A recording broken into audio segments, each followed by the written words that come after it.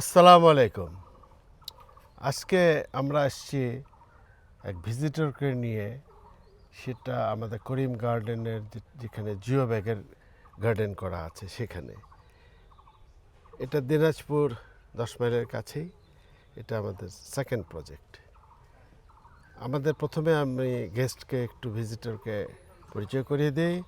তো আপনার পরিচয়টা বলুন। আমি সামিয়া ইসলাম যত্ন। আমি অধ্যয়ন করছি হাজী মোহাম্মদ দানেশ বিজ্ঞান ও প্রযুক্তি বিশ্ববিদ্যালয়ের কৃষি অনুষদে। ও, ওয়েলকাম। প্রফেশনাল লোক, তো এটাই তো আমাদের দরকার। ধন্যবাদ স্যার আমাকে ওয়েলকাম করার জন্য। তো আপনার গার্ডেন দেখে ভালো লাগছে, অনেক ধরনের ভ্যারাইটি। তো আমি আসলে কৃষকদের জন্য কিছু প্রশ্ন করতে চাচ্ছি আপনার কাছে। শিওর, আমি সুযোগ দিব অবশ্যই। তার আগে একটু কয়েকটা আমি পরিচয় করে দিই। তার মেইন হলো, আসার উদ্দেশ্য হলো জানা জি এবং স্যার। জিনিসগুলো ক্লিয়ার করা, এই জি তো। স্যার। আচ্ছা, I will try our level best. তো প্রথমেই আমি এখানে একটু ইন্ট্রোডাকশন দেই। এটা হলো সেই বিখ্যাত বাইকুনুর জাতের আঙ্গুর। এইগুলো জিও ব্যাগে অনেকগুলো আঙ্গুর সেট করা আছে। এখন এটার উদ্দেশ্য হলো, এখানে একটা আছে যেমন এটা হলো হ্যালোইন। Halloween hello. হ্যালোইন এইগুলা কিন্তু হয় এইভাবে, যদি কেউ ফ্রেম করে সেট করে তাহলে কিন্তু এইভাবে সেট করে চারা করা সম্ভব। এখন এই যে এখানে যেগুলা বড় হচ্ছে ওগুলো হবে, ছোটোগুলো আসলে হবে না, ওগুলো ফেলে দিতে হবে, ট্রেনিং করে ফেলে দিতে হবে। যাই হোক, তো এই উদ্দেশ্যটা হলো যে কেউ যদি ছাদ বাগানে রেডিমেড গাছ নিতে চায় তখন এটা নিতে হবে, কিন্তু এটা রিয়েল না, রিয়েল মাটিতেই গার্ডেন করতে হয়, যেটা আমাদের উপাসে আছে। তারপরে আরেকটা ভ্যারাইটি দেখিয়ে দিই। তারপরে এখানে আঙ্গুর বিষয়ে তুমি করেই বলি, যদি কোনো প্রশ্ন থাকে তুমি করতে পারো। আসলে যে এই ভ্যারাইটিগুলো আছে এগুলো হ্যাঁ, আসলে কিভাবে অরিজিনেটেড করা হয়েছে বা কিভাবে কোথা থেকে এনে চাষ করা হচ্ছে, হ্যাঁ। তো সেটা যদি আমরা জানতে পারতাম তাহলে আসলে সুবিধা হয়। আচ্ছা, এটা সত্যিকার অর্থে এই ভ্যারাইটিগুলো বাংলাদেশে ইম্পোর্ট করা। আঙ্গুর নিয়ে বাংলাদেশে পথ চলার বেশি দিন না, 4-5 বছরের। আমিও ওইরকম 5 বছর আগে থেকে শুরু করেছি। প্রথমে এনে আমরা বিভিন্ন ভ্যারাইটি টেস্ট করলাম, কোনটা কোনটা হয়, সব কিন্তু হয় না। হ্যাঁ। তখন দেখা গেল যেগুলো যেগুলো হয় ওগুলা নিয়েই আমরা শুরু করলাম। এখন আমরা নিজেরাই চারা প্রস্তুত করতে পারি দুটো উপায়ে। একটা হলো লেয়ারিং করা যায়, গ্রাফটিং করা যায়, আর একটা হলো কাটিং। কাটিং। তুমি তো বুঝতে পারছো জি কাটিং। স্যার। তো এই যে কাটিংয়ের সিজন চলে গেছে, এটা সাধারণত শীতের পরপর করতে হয়। যে এই যেমন হ্যালোইন, এটা একটা ভালো জাত। এই যে এখন কেবল এগুলো হচ্ছে, তো এই যে আজকে একটু এই যে খেয়াল রাখতে হয়, আজকে স্প্রে করতে হবে কারণ কিছু মাকড় লেগেছে। এগুলো এখন আস্তে আস্তে বড় হবে। আবার ছোটোগুলা নিয়ম হলো ফেলে দেওয়া, তাহলে বড়গুলা এই যে সুযোগ পায়।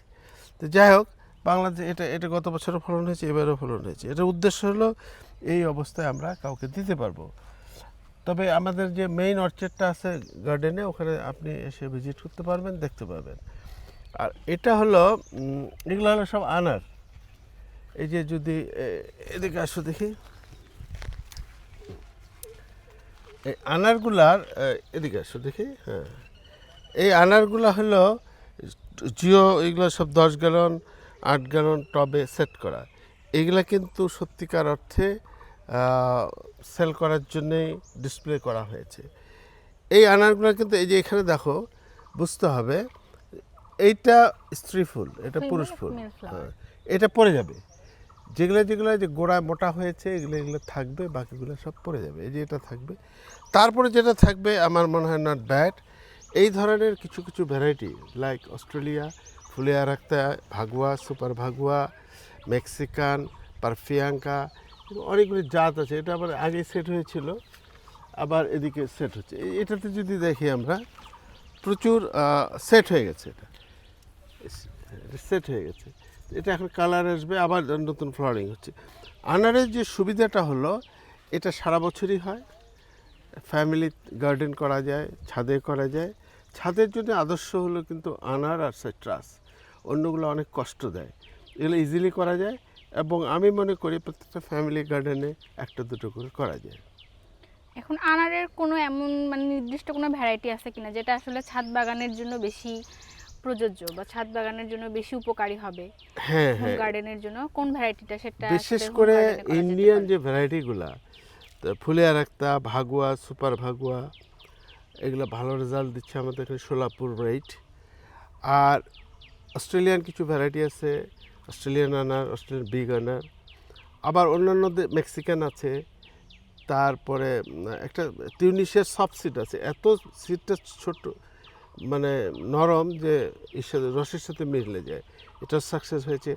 আমেরিকান কিছু ভ্যারাইটি, ওয়ান্ডারফুল, তারপরে মোলার, কিছু অস্ট্রেলিয়ান, আজারবাইজান, এরকম প্রায় আমরা 36টা ভ্যারাইটি নিয়ে কাজ করছি। তাতে করে দেখেছি মোস্ট অফ যেগুলো সাকসেস হচ্ছে ওগুলোই আমরা চারা করতেছি, আরগুলো ডিসকার্ড করে দিচ্ছি। কারণ সব ভ্যারাইটি আমার বাংলার সয়েলে, বাংলার ওয়েদারে হয় না।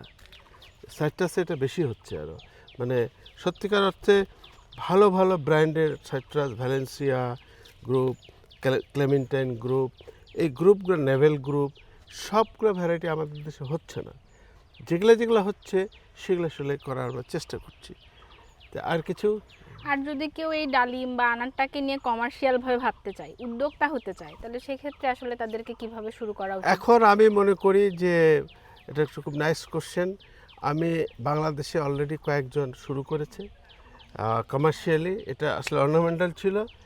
এখন যেগুলো যেগুলো ভ্যারাইটি সাকসেস হয় সেগুলো নিয়ে এটা একটু নিবিড় আত্মযত্ন লাগে, যারা করতে পারবে তারা করতে পারে, এবং আমি বলবো এখন আমরা এটাতে যেতে পারি। তো ঠিক আছে, থ্যাংক ইউ ভেরি মাচ। আমরা নেক্সট একটা এপিসোডে যাবো।